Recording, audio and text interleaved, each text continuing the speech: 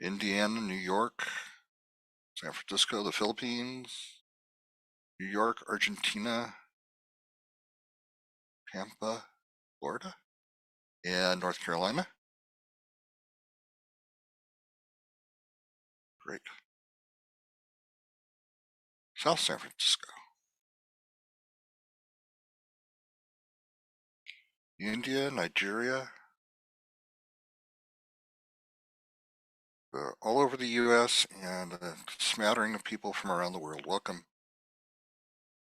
Okay.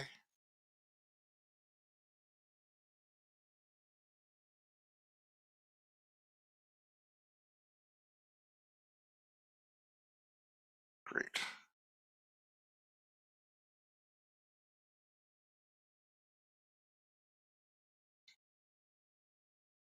And we'll be going in just a moment.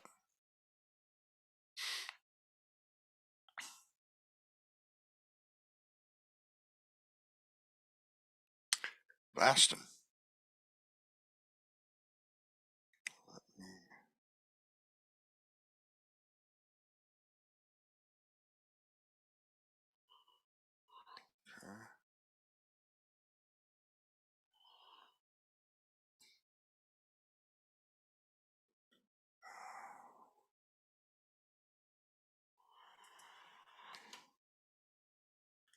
And here's Greg.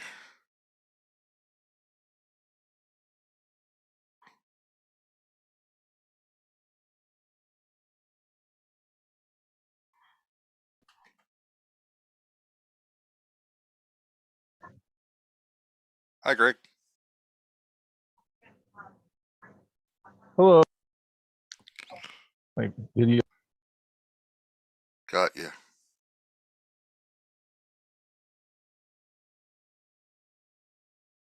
And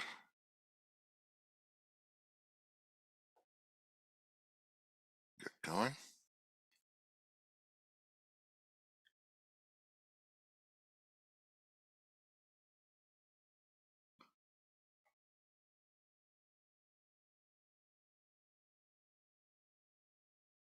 All right, we are recording, and I want to welcome you, Greg, and I want to welcome everyone Excellent. to the... Can you see okay? Yeah, I see you fine. I want to welcome everyone to the career overview. This is a session about why you should pursue a career in data science. We will be talking about one of the data science programs and a special offer for that toward the end of this session. The main focus is going to be on what data science offers you as a career field, and I'm going to start by asking a question of the audience. And this question is just to give us a baseline of who's in our audience today and how much experience you have. So if I could ask you to answer that question, and I'll keep this open just for another 15 seconds or so. And I'll close the poll about 5 seconds. And 3, 2, 1. Okay, and about half of our audience are folks who are still in school. The other half are people who are in the workforce. That gives us a good baseline to gear our discussion around. So let me introduce myself. I'm Stuart Creek. I'm with Simplilearn. We're the delivery partner for this program. And I'm here with Greg White. And Greg, please introduce yourself better than I can. Yeah, I've been working for, I don't know, over 30 years. And so with everything from hardware, and recently kind of trying to watch data management and then using it to help promote the businesses. Greg, and all of that. Greg, your audio is cutting out. It's every couple of seconds it drops. Well, let me switch circuits. Sorry about that. Hang on 1 second. Sure.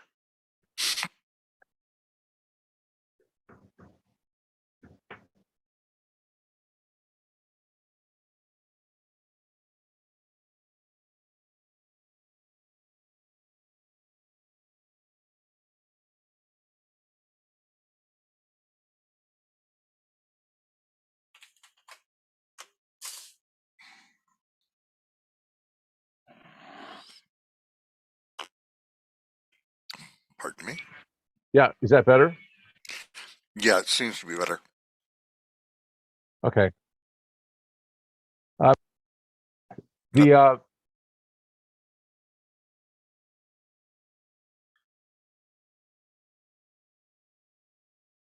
right, one more thing. Hang on.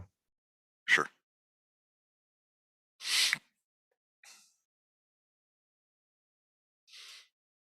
Sorry for the technical difficulties, folks. This occasionally happens.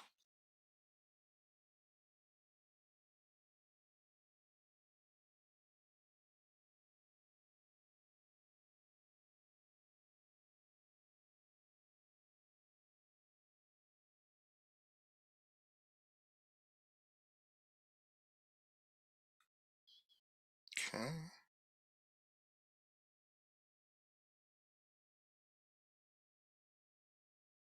Or is it better now?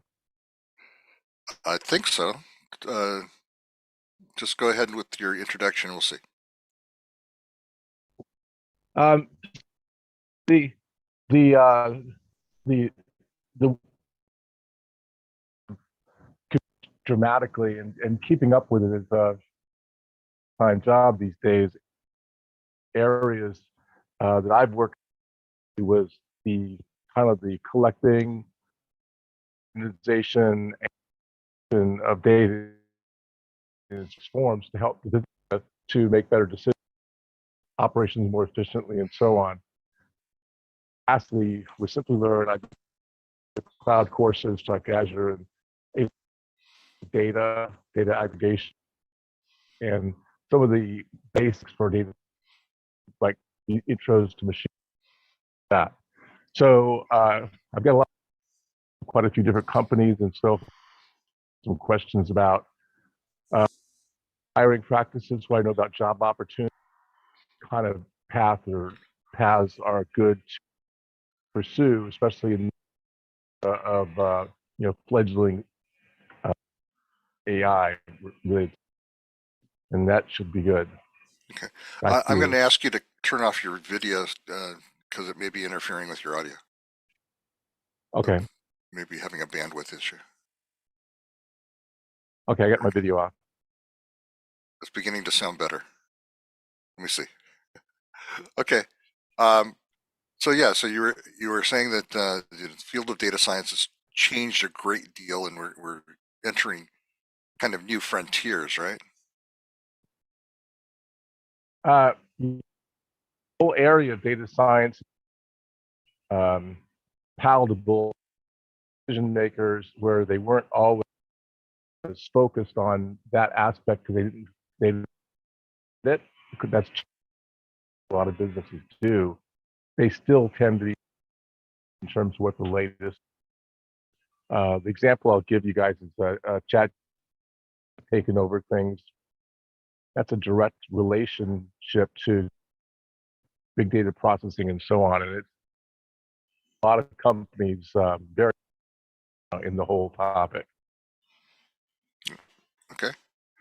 So here's some information I pulled together on, where did data science come from as a field, and came out of people studying things like probability, and um, the philosopher Blaise Pascal was kind of wondering where the probability of a dice game would go, and came up with his distribution pyramid, and that kind of thing turned into the understanding of probability distributions, and probability started going into um, how to predict events based on probabilities, and then things like correlation, regression analysis, variance, um, which allow you to pull the best predicted values out of a data set.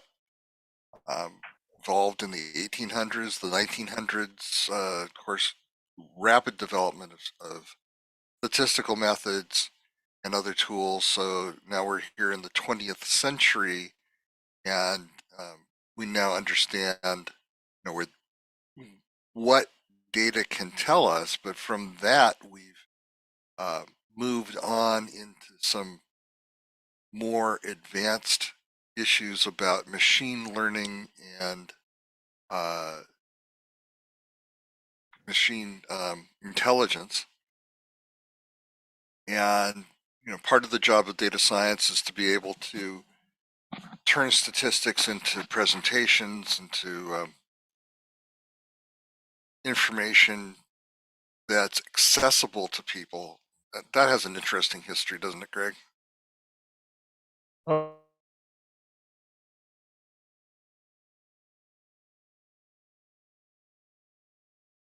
Yeah, your audio is cut out completely now.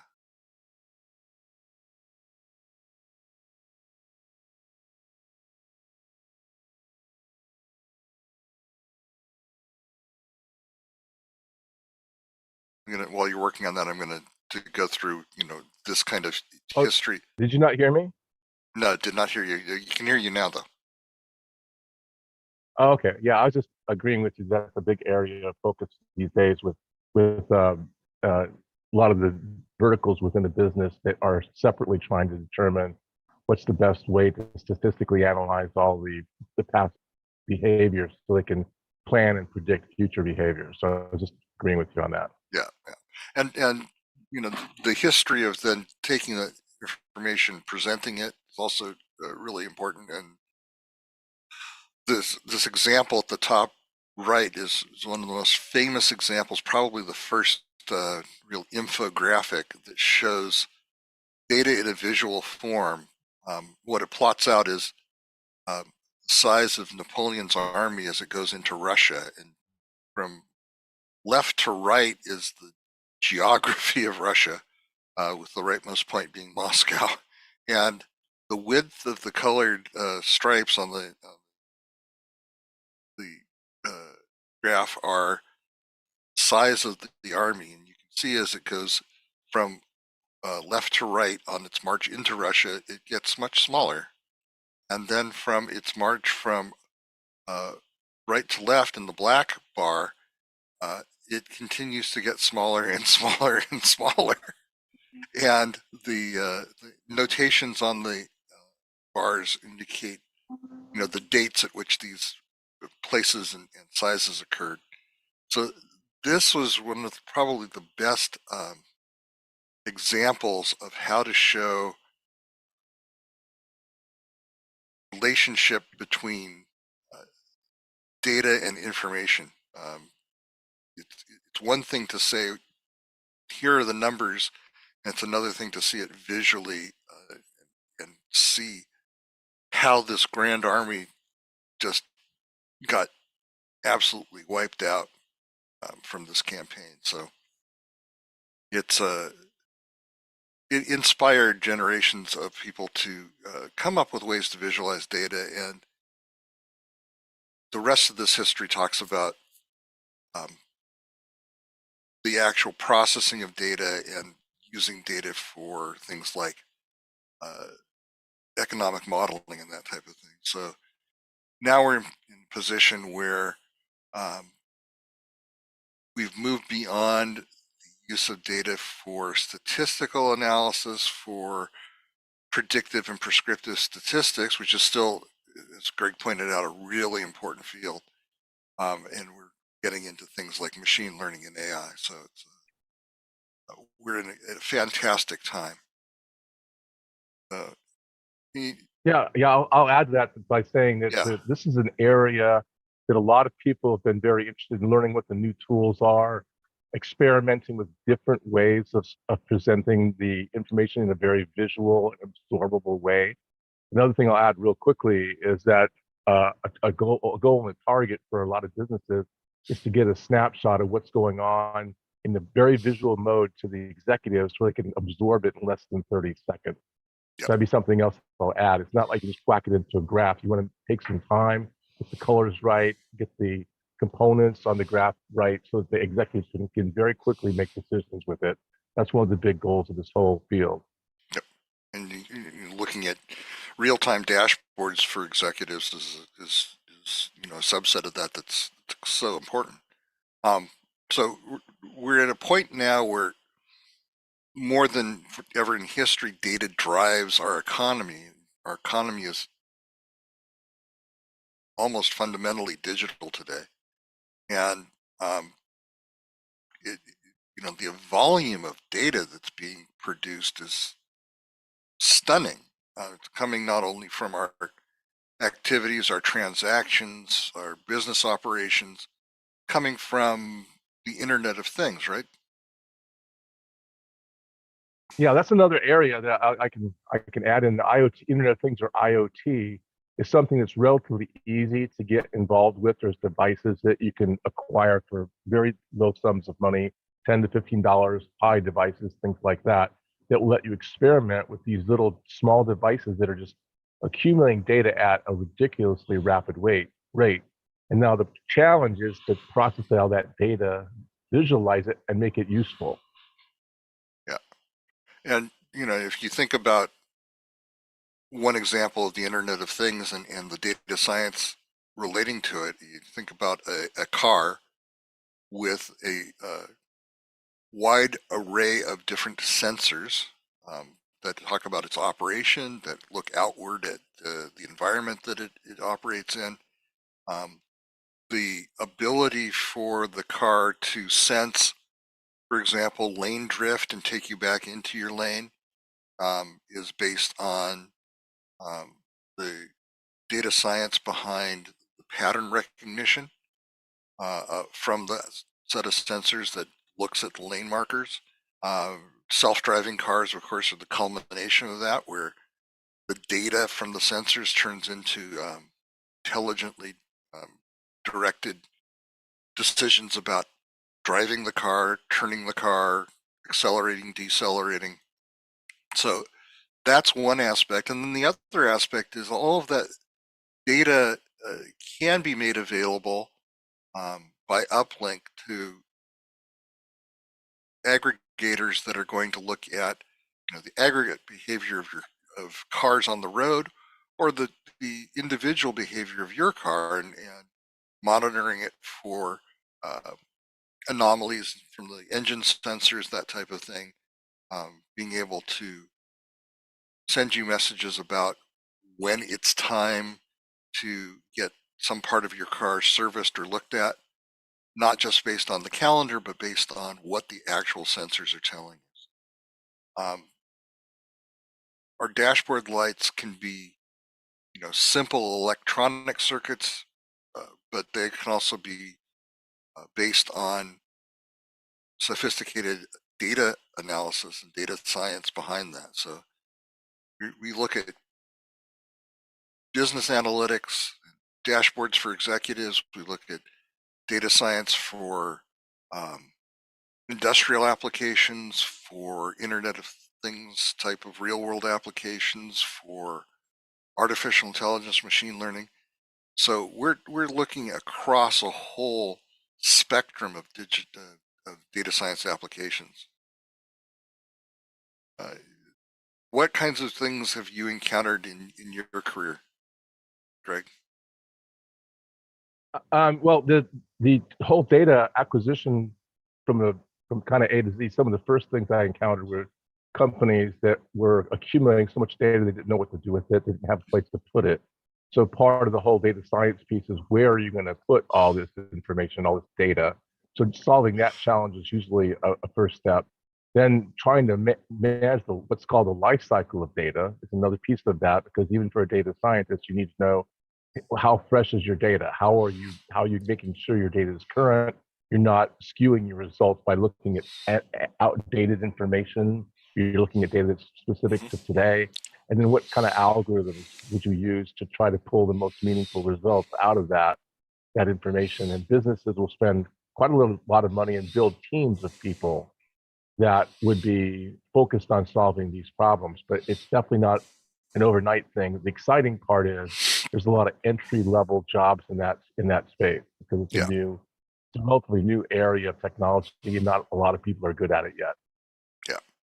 yeah. And here's a one kind of way to think about the process of how data is used in and how data scientists facilitate that. So data engineering, that acquisition process, the data analysis, model development. Can you take us through these steps from your perspective, Greg? Yeah, sure. In terms of the steps, you've got them all laid out at the top there, from data engineering all the way to the target of insights and visualization on the far right there. The data engineering is covered in deep database administrators, people who do database programming that will allow you to do data ingestion component. And a big part of that first block there is making sure you know not only where your data is, but how clean the data is, how useful it is, and how pertinent it is to your job. So data scientists need to understand this aspect as well, because otherwise you're analyzing data that might not be relevant. So understanding the ingestion process, the transformation of the data into a useful set of data that can be processed by the next stages like data analysis, model development, and so on is a very, very important and somewhat time-consuming area of this, but you definitely have to understand that first section. And then the same thing with data analysis. You learn basic tools, learn at just high level, pie in the sky views of your data, and then allow the drill down to more and more relevant amount of information to get the decision-making process. And directly related to that is, as you're looking at the data, your mind starts saying, well, how can I reproduce this? How can I create a model to repeat this information and take data that's just related, but not necessarily the same in my model? And I'll go through and I'll spend a lot of time modeling my data output, changing the algorithms, changing the number of times I review my data, and so on. All those first three steps are covered in a big data kind of a environment. But data scientists have to have their finger on the pulse of all that, because they're the ones that are going to take it to the next step, which is ML engineering, machine learning engineering, and begin taking and building models, running them in Google Cloud, running in AWS, wherever you're going to actually run your analysis and come up with the model, review the model, see how accurate it is, and then turn that into something that's going to be valuable in the final step, which is one or more styles of visualization, whether they're real-time visualization, batch jobs that run for hours or even days, and that provide insight to your environment. So each one of these steps is important. The data scientists roll your sleeves up really begins mostly in model development and onward. That's where all the statistics and mathematics and kind of experience in using the different libraries that are available to help you with this produce the output that you're going to desire. So that's a great insight, and it's not a bright line between the data engineering and analysis and then data science starts, because data engineering and analysis are you need to understand those foundations in order to be able to understand how to get further insights out of the data. So you really have to have the broad base of skills, and we'll talk about that in a minute. So here's some interesting quotes that we found out of various business leaders about data science. So, Eric Schmidt, the chairman of Google, there were 5 exabytes of information created between the dawn of civilization through 2003. But now we create 5 exabytes of information every 2 days. So for a record of, it took us 10,000 years to get to the first 5, and then now we're doing that in 2 days. So yeah, that one right there, if I could jump in, that right there is of all these, the first time I read that kind of statistic, it's kind of hard to believe. It was only 10 years ago you were talking about creating lots of data in a month or something, and now it's in days. It's ridiculous, and you should feel sorry for the people who have to figure out where to put all of that. Yeah. Right. Right. Well, and it's interesting because if you look at product announcements from decades past, and you go on Google and look at first hard drive, you'll see a stock photo of an IBM 5 megabyte hard drive being delivered. It's the size of a refrigerator, and I myself worked on a 10 megabyte hard drive that was the size of a dishwasher, and you could program it so that the arm with the magnetic heads on it would, if you wanted to be funny, you could program it so that it would move one way slowly and the other way quickly, and you can make the thing walk across the floor. So, but then you see, if you look at the initial announcements for things like MP3 players, or not MP3, MP3 players, I'm sorry. The first audio players, predecessors of the iPod, and you talk about how 16 megabytes, the articles about that will talk about how many songs that is, how incredible it is. If you look at the history of removable storage and floppy disk drives and CDs, CD-ROMs, and DVD-ROMs, you see the rapid acceleration of the process. And now a thumb drive with close to a terabyte of data on it is something you can order from Amazon. And the exponential increase in the capability of the technology and the cultural acceptance of how much data we're all dealing with, really amazing. People casually throw around the terms gigabyte, terabyte today, which would have no meaning to the general public 30 years ago. Yeah, honestly, probably still doesn't.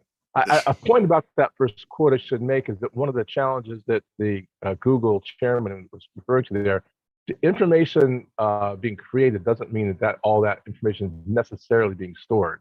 So Right. the people who are in this, big data scientists, and so on, in order to handle that, they're not building a new data center every 2 days. That's not realistic. One of the things they're doing is becoming more aggressive about information management, information like cycle tagging it, archiving it, cold storaging it, and still being able to use it for analytics when they need to. So that's that first statement there. Again, it's just a lot of opportunity for people who want to dig into how do I deal with large amounts of data. If you don't mind, I want to just segue into that second quote there. Go right ahead.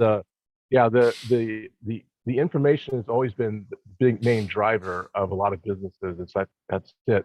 But the quote saying that the analytics is the combustion engine, the thing that runs it. Analytics is the area that's getting a huge amount of attention right now. So becoming proficient in talking about the basics and the core principles is a really great driver for people trying to move into this field, which is very lucrative, very important, because they want to hear, how do I analyze all that data, and what kind of engines are there? Are there like little tiny 2-cylinder engines? Are there turbocharged V8? What kind of engines? How do they work, and how do I pick which one I want to use? So that second quote there is driving a huge amount of education, of skills development, and utilization within business across the board. I'll throw it back to you, but I just wanted to make a big point that someone who knows how to work on a car engine is important. Someone who knows what analytics and an analytics engine is just as important, if not more. It also suggests, tying the two quotes together, the model of natural resources. We talk about data mining, and you talked about knowing what data to keep and what to discard is very much like what happens in the process of mining ore. You pull out a ton of earth, you filter through it, and you find the useful part, which may be a few pounds out of that ton. And that's where the value is, and that's what you keep. And so information is the oil of the 21st century. Analytics is the combustion engine. Just you really, even the term data mining, which is a term of the art, reflects the idea of looking for the value within all of that sea of raw data. So, and that leads to the next quotation, which is, we're surrounded by data, but we're starved for insight. So that's really doesn't that kind of sum up what data science is about? Right. Yeah, these are all really good quotes. And by the way, these are good quotes for you guys to, screenshot or something like that and have them at your fingertips when someone says, what is it that you do? Or what is it that you're working on being able to do? And one of them is that the understanding that we are surrounded by data. Well, what kind of data? Where is it located? And how do we take a look at it? Knowing a couple of examples of how to do that third quote there, how to show an insight dashboard is a really good thing to be able to do. Mm-hmm. Yeah. Um, and that's the reason why data scientists are paid a really nice salary is that they're the people who mediate between raw data and the useful information and insights you can get from it. And that takes us to the last quote, which is data is a tool for enhancing intuition. And that takes us out of the era of, I trust my gut and I do everything by gut instinct to I trust the data and I trust what it is telling me about what's happening in the real world and how people are actually behaving. So, whereas in the past you could use intuition purely to guide your activities, your business. Today, you have the ability to use data, and if you're not using the data, you're missing a huge competitive advantage, and you may be leading yourself into destruction of your business if you go with your gut instead of going with what the data is actually telling you. So this is why, Yeah, that's another. yeah. Sorry, No, go ahead. I was just saying that's another really good point. That's another really good point is that a lot of businesses, I can use a travel industry since I worked in there for a while. They, they need to understand what changes are happening almost in real time. And in that industry is, for example, rental cars. They need to know which cities are going to have the highest demand. Mm-hmm. Are they one way or two way? What kind of pricing should I do based upon the demand and the availability in that section? All of that information is readily available if you screen scrape it, if you have data feeds from other places. But how do you correlate all that so that the big guy can make a decision on the most profitable method of managing his business? You don't want to see as a pants that stuff because that could be millions of dollars in a differential in revenue and profit. So that's a huge part of this, and that's something that you learn as you work with data. You build up your skill sets in being able to look at these trends yourself. It's almost like an art form. You got to get started though with data and the data science portion of Yeah. it to get good at it. Yeah. It's worth noting some of the numbers that the data science platform market spending on all of the infrastructure and the services to process data, um, to analyze data, to get those insights out of it. It's a 25% compound annual rate, which is phenomenal exponential growth. And we're looking to see the total market worldwide for platforms um, within 10 years will be over $1 trillion, almost $1.5 trillion. So this is a field where opportunities are following that acceleration in investment. Yeah, if I could add to that too, Yeah, I brought please. it up earlier, but the whole interest in the application of this organized, structured data is feeding us into the whole era of machine learning and AI. So just to get a sample of this, most of everybody on the call has probably seen the AI components that are now built into Microsoft Bing. There's applications you can load on your uh, mobile device that'll give you very sophisticated solutions. All of that is being processed out of big data environments that were built by data scientists, software engineers that understand how to pull all that information together to make it useful. So that's, if anybody is wondering, well, what is it? Why is this important? Why should I do it? That is your end result. And it's very basic right now, but it's becoming sophisticated very quickly, and therefore the demand, the people who understand what's going on and how to enhance it, is also growing very quickly. So I just wanted to throw that out there, that there's definitely drivers out there that are pushing this whole area kind of at top speed right now. Yeah. So that leads us into talking about, the growth in careers. I mean, the current number from the U.S. Bureau of Labor Statistics, so they say that there are 10, that's going to grow, substantial opportunities being created uh, every year.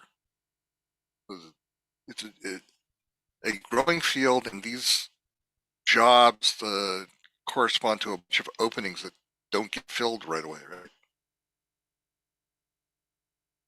Yeah, well, the thing is here as well is getting, when you first go into a business and you're going to be working in their IT department or whatever department you're aiming at, and a lot of times the people that are doing this kind of work are separate from the IT department. Those Mm-hmm. guys are keeping the computers running, the storage devices, and the networks working, and all that. Typically, there's a separate little group of people who used to just be database administrators or work with stored procedures and work on the database side. That group typically has expanded to be a little army of kind of analysts. And there's a lot of entry level work there that will help you kind of achieve this high growth factor that businesses are going to demand over the next few years. Doing several of the jobs in that big chart we saw earlier, so you understand the nuances of each one, so that you're more efficient when you get to the point where you're the person responsible for building that very meaningful analytics output for one of these companies that you see here. So, Yeah. like Boeing or Granger or Olympus, Walmart. I mean, I haven't worked for very many of these personally, but I have worked for a lot of the big telecoms, some of the manufacturing companies, and they absolutely care that you go into a meeting. A lot of times they don't know, exactly how to proceed. So you want to be kind of broad in your knowledge, your ability to talk about these topics, and your understanding, so that you can make an impact on a company that you're going to hopefully be working for to do some of this data scientist related work. Yeah. And it's interesting. This is just a snapshot from, I looked at Glassdoor and looked at the openings for data science, and these were some of the top companies that came up.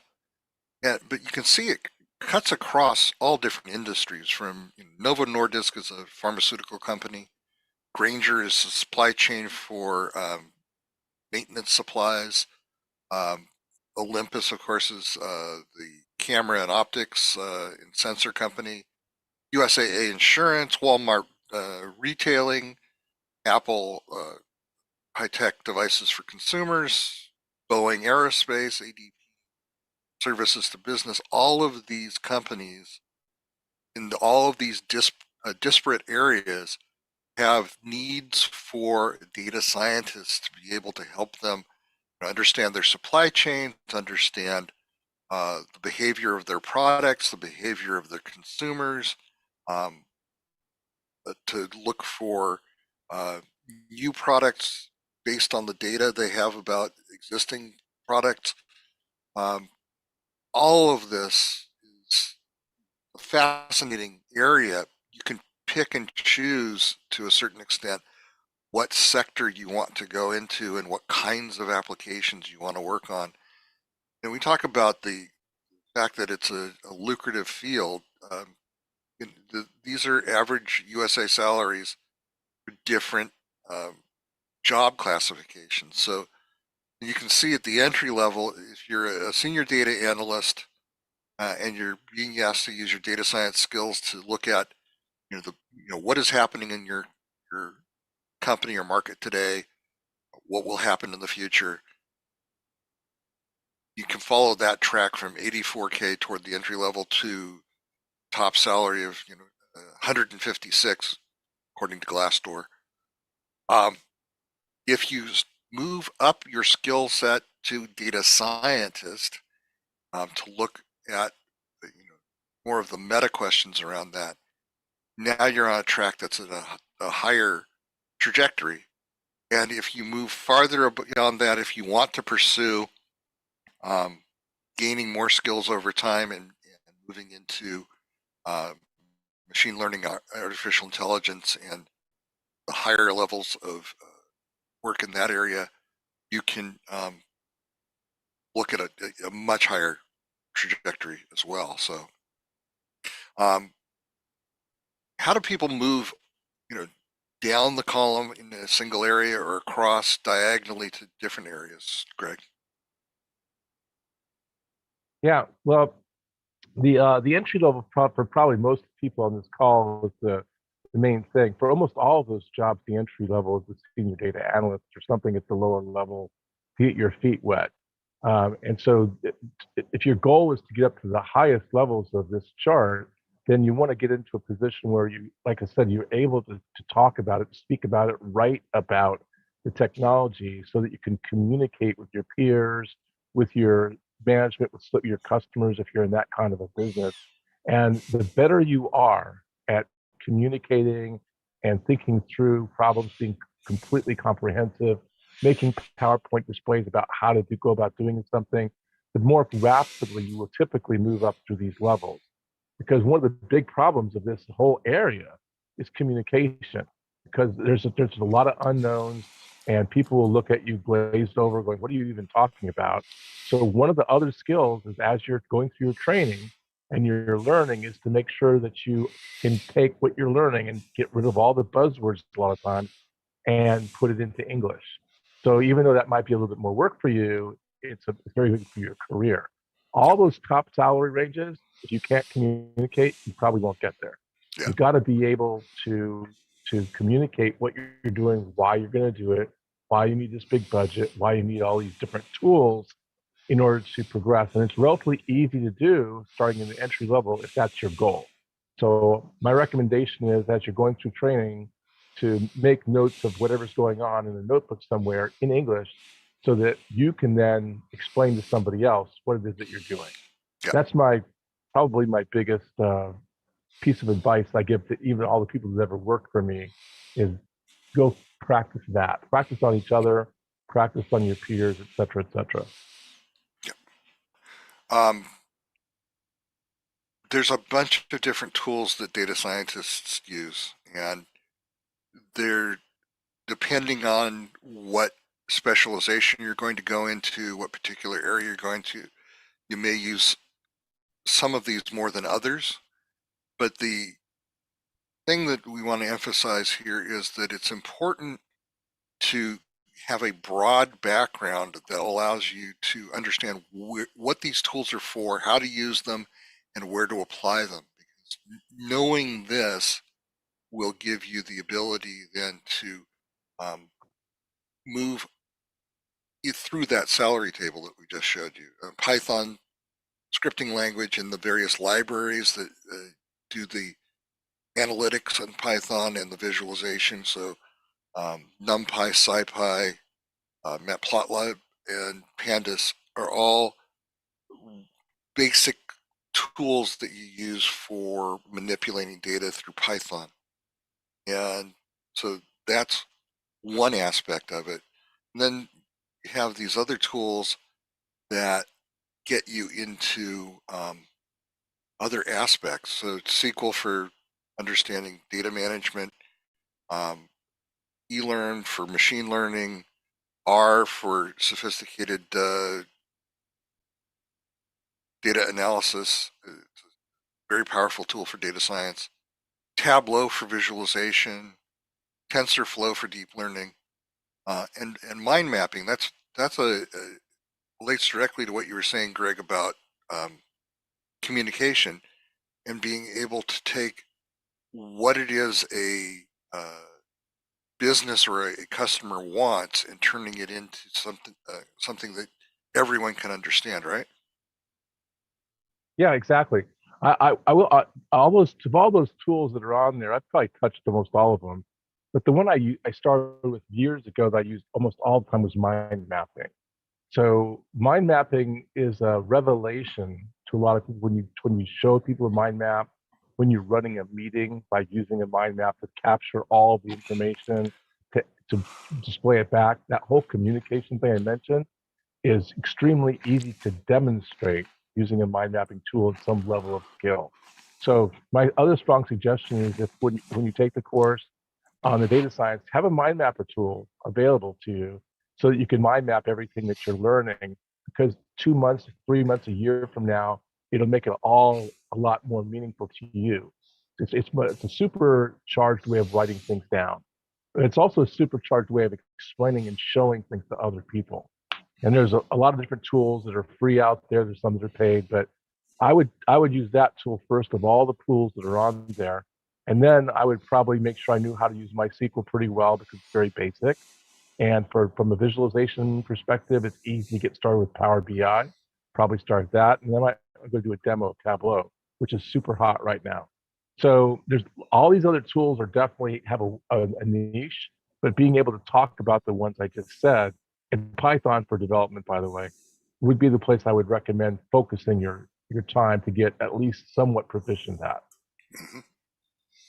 And I just put a reminder in the chat, by the way. Want to ask questions of Greg?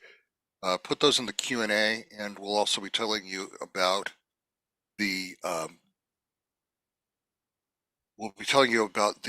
bonus a little bit after the Q&A session. So I'm going to leave this up because Zoom kind of messes with me when I do when I stop sharing or reshare. So I'm going to leave this slide up, but apologize for that. But let's take some questions. And again, if you've got additional questions, please put those into the chat for us, because I'd like to, we have 2 questions in there in the Q&A right now. I'd like to get more. Will the recorded version of this webinar be sent to us? You will receive a follow-up email after this webinar. It will contain a link to this recording. It will contain details about the bonus offer that you get for attending, and mention more about that later. So we had a question, Greg, can you get more insight into the model development and ML engineering aspects of data science? Yeah, there's a lot of existing libraries that are incorporating some of the algorithms and the models that are used for different aspects of business. Like, in a course setting, a lot of it's weather analysis is one to predict weather, cash flow analysis to look at the way that your products are being selling by geographic area, or by consumer demographic and things like that. Those are the types of things that are useful to talk about. The weather one, because everybody gets it, right? The weather, you don't have to explain what that is. But if you talk to a business person, being able to explain one of the models that is used in the e-commerce area or sales and manufacturing area, that will pique the interest of the people who are going to write the check to buy the tech and to hire you and to get the world moving. So knowing pick one that you like weather, and then pick another one that's more business oriented and be able to talk about them. Go online, look at some of the examples, specific type of model, because there's a lot of specific models covered in the course, and you can choose which one you want to become really good at. Don't try to be good at all of them, because you can't really do that right away. Become good at some things that you want to be able to talk about in a business setting or something like that. And I strongly encourage you, practice your verbal skills, your written communication skills to do that, because that's very impressive to people that you're trying to get to hire you. Right. And that kind of ties together with the next question from Andre, which is, what are the main data analysis techniques currently used in business, and how can they help in making strategic business decisions? And before you answer that, Greg, I'm going to comment on it. I can't rattle off the. Yeah, I would can't like rattle to. off the main ones. Yeah, but Go ahead. So analytics falls into basically 3 main categories. There's descriptive statistics, there's predictive statistics, and there's prescriptive statistics. And so the analysis techniques, the different types of probability curve fitting and that type of thing, and understanding where the how the data is shaped, and what particular probability distributions to apply to it, and other types of techniques. That is one aspect of analysis. And then what you're going to use the analysis for. Are you trying to describe what has happened in the past and what is happening now with descriptive statistics, so that you can say this is what we saw in our sales pattern, for example, in the last year? Or are you looking to do predictive statistics where you might say, okay, based on what we've seen in the past and present, this is what we expect our sales to do in the future, the next 2 quarters, for example? Or are you looking at prescriptive statistics where you start doing what if analysis that says, okay, if we take this particular action, what is likely to happen to our future sales? So those are 3 of the classifications. And within the types of techniques used, it varies on what aspect you're focusing on. You need to be able to understand what pattern the data fits. You need to be able to make probability inferences from the data. You need to be able, moving into machine learning, to look at how the data can be classified so that you can draw future inferences from it in a better way. So looking at the different machine learning models that you might apply to data, being able to pick the right one in order to create a machine learning system that will look at new data, fit it in the correct way so that your decisions become better over time. And all of this is to say that it's all intended to support either business decision making, if it's business analysis, or to support things like real-time control of systems. If you're looking at physical real-world data and trying to figure out how to make a self-driving car behave, that type of thing, all of that still draws a fundamental level on the statistical analysis, and then different extents on the different types of machine learning, whether it's algorithmic or whether it's deep learning, and then on into artificial intelligence. So I hope that answers that question. How can people like us who are just coming in without the background but have basic computing, how do we penetrate this market? And we're actually going to talk about that in just about a minute, about a program that will help you do that. That's a really good segue. Right now, that takes us to our last question, so I'm going to go ahead and move on.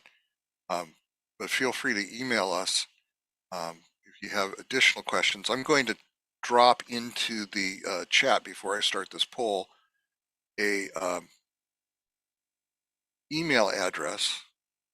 Contact us about your questions and about the course that we're going to describe. So let me put that in the chat for you. We got a couple questions in the chat. Let me see if we can look at those. Any advice for developers moving from web towards starting a career in data science? That we'll be talking about that in just a moment. Yeah, most of these chat questions we'll be talking about in just a second. So again, I apologize if we haven't gotten to them directly, but let's start this poll. And oops, wrong way. There's the button.